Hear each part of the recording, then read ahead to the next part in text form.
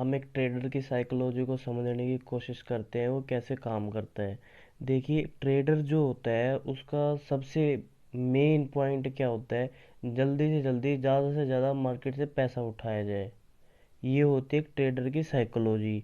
उसको कोई मतलब नहीं है कोई पर्टिकुलर स्टॉक कहाँ जा रहा है, 1 साल में, 10 साल में, 20 साल में। वो काम करता है प्राइस एक्शन के ऊपर। अगर उसको लग रहा है मुझे 5-10 रुपए स्टॉक से मिल रहे, वो 1 मिनट में भी वहां से प्रॉफिट बुक कर लेगा, 10 मिनट में भी कर लेगा, 1 हफ्ते में भी कर लेगा, 1 महीने, 3 महीने में, कभी भी। उसको सिर्फ प्रॉफिट से मतलब है। उसको कंपनी के फंडामेंटल से कोई मतलब नहीं है। शेयर मार्केट में एक ट्रेडर बनना बहुत ही मुश्किल काम है। उसके लिए किसी भी बंदे को बहुत ही ज़्यादा पेशेंस की ज़रूरत होती है। उसका माइंड सेट होना चाहिए, उसको प्रॉपर प्राइस एक्शन की नॉलेज होनी चाहिए, तभी एक ट्रेडर बन सकता है। अगर विदाउट किसी एक्सपीरियंस के, विदाउट किसी नॉलेज के, अगर आप मार्केट में आ रहे हो और सोच रहे हो कि हाँ मैं डेली इंट्राडे ट्रेडिंग करूंगा या फिर 1-2 महीने सीख के मुझे आ गया है और मैं ट्रेडर ही बनूंगा, तो ये बहुत मुश्किल है। आपका अकाउंट भी खाली हो सकता है। बैकअप होना चाहिए इसके लिए सबसे ज़्यादा ज़रूरी। देखिए, ट्रेडर को ना बहुत जल्दी फास्ट डिसीजन लेने पड़ता है। विद इन सेकेंड्स में उसको अपनी ट्रेड एग्जीक्यूट करनी पड़ती है, और विद इन सेकेंड्स उसको अपनी ट्रेड कैंसिल करनी पड़ती है। जैसे उसको प्रॉफिट मिलता है ना, लॉस भी उसको ऐसे ही मिलता है। जो short term trader, long term trader और मिड टर्म ट्रेडर्स होते हैं, उसके बारे में मैं वीडियो के लास्ट में बताऊंगा आपको। तो वहीं अगर हम एक इन्वेस्टर की साइकोलॉजी को समझने की कोशिश करें, तो इन्वेस्टर की साइकोलॉजी बिल्कुल सिंपल है।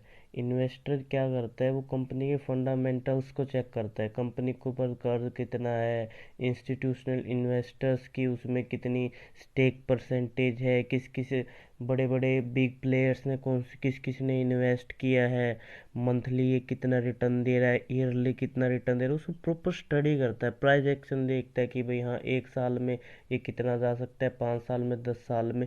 वो एक रेंज होती है उसकी कि भाई साल में मेरे को 5% रिटर्न मिलेंगे, मैं इसमें इन्वेस्ट करता हूँ, 10% मिलेंगे, मैं इसमें इन्वेस्ट करता हूँ। एक शॉर्ट टर्म इन्वेस्टर का टाइम पीरियड 3 से 6 महीने माना जाता है। और एक मिड टर्म का जो इन्वेस्टर है, 6 से 1 साल, 1.5 साल, 2 साल तक। इससे ऊपर जो भी आता है उसको हम लॉन्ग टर्म इन्वेस्टर बोलते हैं।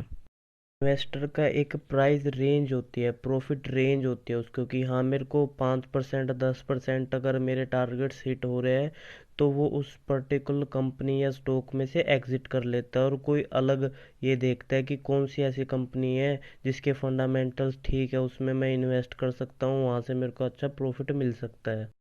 आमतौर पर ये माना जाता है कि जो इन्वेस्टिंग होती है वो लॉन्ग टर्म के लिए होती है, और ट्रेडिंग है वो शॉर्ट टर्म के लिए होती है। लेकिन ऐसा कुछ भी नहीं है। इन्वेस्टिंग शॉर्ट टर्म के लिए भी हो सकती है और ट्रेडिंग लॉन्ग टर्म की भी हो सकती है। आप बात को समझने की कोशिश करो मैं क्या कह रहा हूँ। अगर कोई इन्वेस्टर है, उसकी फंडामेंटल एनालिसिस फेल हो गई, कंपनी उसके अकॉर्डिंग काम नहीं कर रही, तो भाई वो इन्वेस्टर उस पर्टिकुलर स्टॉक या कंपनी में इन्वेस्ट नहीं करेगा। अपनी जो पोजीशन है उसको काट के कोई दूसरी बढ़िया कंपनी चूज करेगा। ये नहीं है कि उसमें बैठा रहेगा 1 साल, 2 साल, नहीं भाई हाँ अब ठीक हो जाएगा, अगले महीने से काम, नहीं, ऐसा नहीं करता। एक स्मार्ट इन्वेस्टर नहीं करता ऐसा। होप आप लोगों को इन्वेस्टर और ट्रेडर में काफ़ी कुछ डिफरेंसेस के बारे में पता लग गया होगा। वीडियो पसंद आए तो लाइक जरूर करना, नहीं आए तो डिसलाइक।